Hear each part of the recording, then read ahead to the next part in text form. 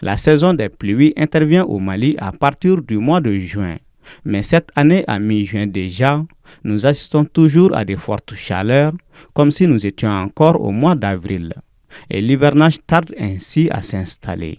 Il se trouve que cette année, nous avons affaire avec une année particulière.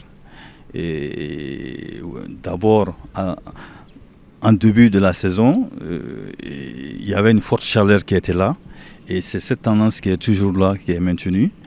Et ajouté à ça aussi, il y a les événements habituels de la saison qui viennent s'introduire dans cette situation, vous voyez. Et cet événement est appelé, c'est l'instabilité du front intertropical. Voilà.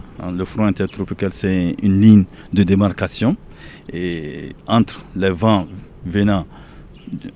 d'Harmattan, venant du nord, et les vents du sud, appelés vents de mousson, qui sont chargés d'humidité et généralement qui amènent l'apport d'humidité et qui constituent même la base de notre saison de pluie.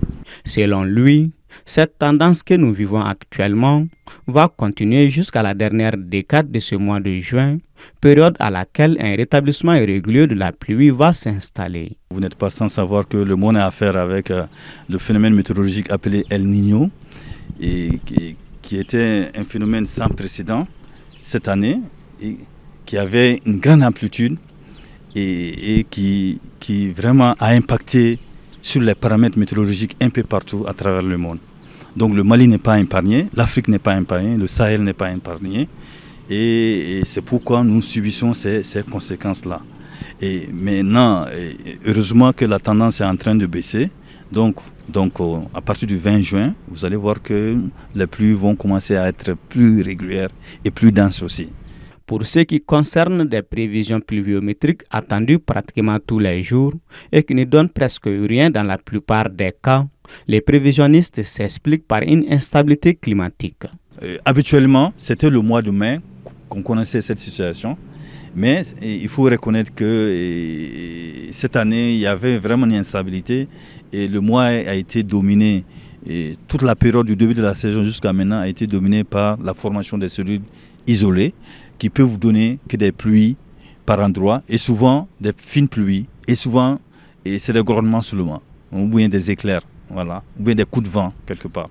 Et c'est dû à tous ces phénomènes météorologiques qui est en train de se passer. Enfin, il ajoute qu'une bonne saison est attendue cette année 2024, au cours de laquelle les mois de juillet, août et septembre auront de fortes précipitations et la saison atteindra jusqu'au 31 octobre avec un risque d'inondation très élevé.